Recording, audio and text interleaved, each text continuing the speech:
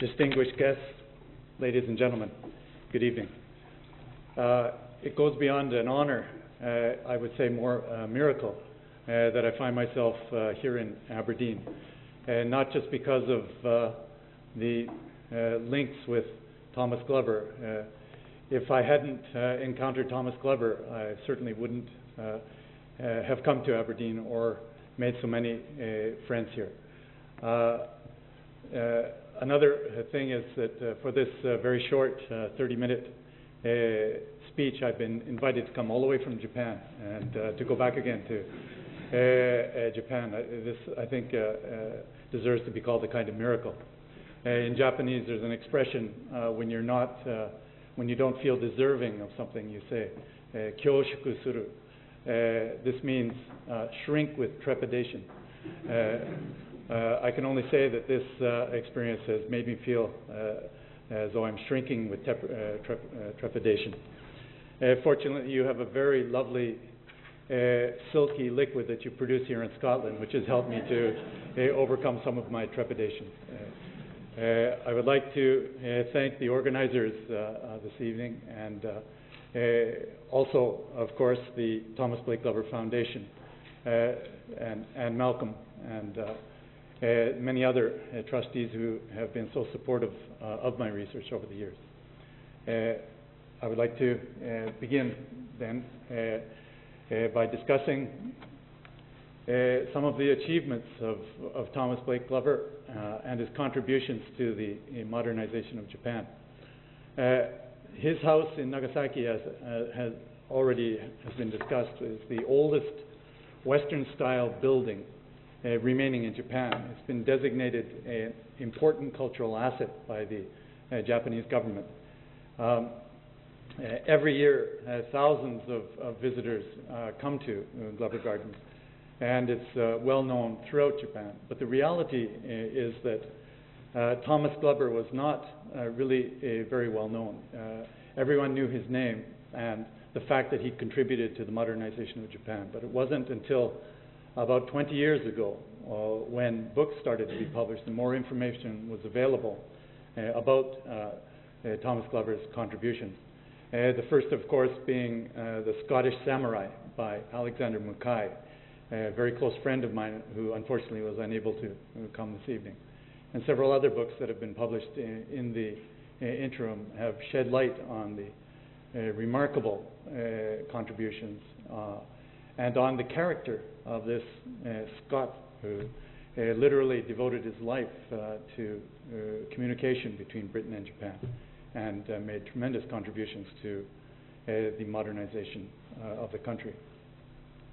As I said, the information about Thomas Glover has been rather sketchy in the past, and unfortunately I only have 30 minutes and so can only go over a few major points, but I would like to try to shed some light on the achievements of Thomas Glover and to introduce some perhaps new information, and also to look at his role as an entrepreneur and what his achievements might, what sort of idea or insight his achievements might give us about the ideal entrepreneur.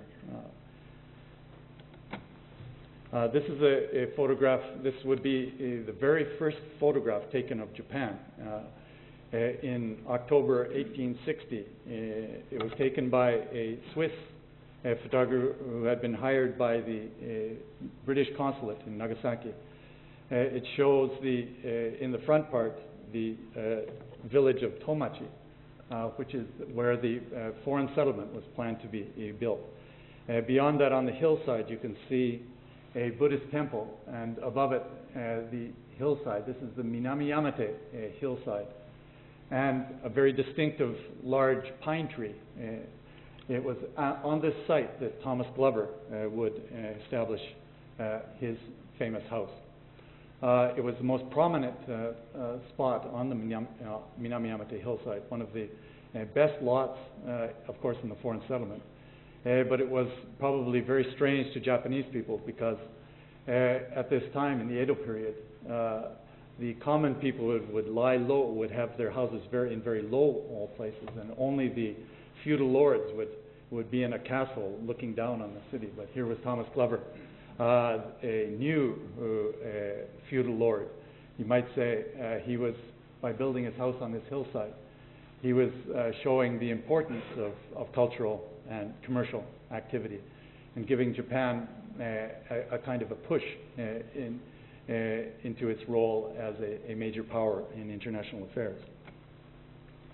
This is a photograph of the Nagasaki foreign settlement about 10 years after the beginning of the groundworks.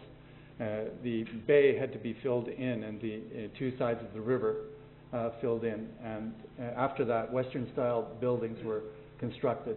You can see the Glover House standing just where the pine tree was. It was because of this pine tree that Thomas Glover gave the name Ipponmatsu to his house. Ipponmatsu means lone pine. You can see that the Ora Catholic Church has also been constructed. This is still standing today. It's the oldest church in Japan and the only artifact of Western origin that has been designated a national treasure in Japan. The Buddhist temple Myogyoji is very close to the temple. That temple also stands today in juxtaposition to the church. I was going to say that they were in a stone's throw of each other, but that would not be a very good analogy. I don't think. I want to make the opposite point, that they managed to strike a system of coexistence. And today there's also a Shinto shrine in the proximity that shows, I think, it's a symbol of the international relations and, of course, the spirit of Thomas Glover, which went beyond barriers of religion, language, and culture.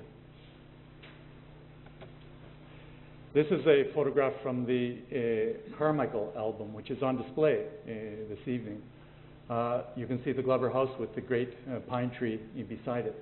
The people standing here haven't been identified. I think the woman is the wife of William Ault, who was another very prominent British entrepreneur in Nagasaki at the time.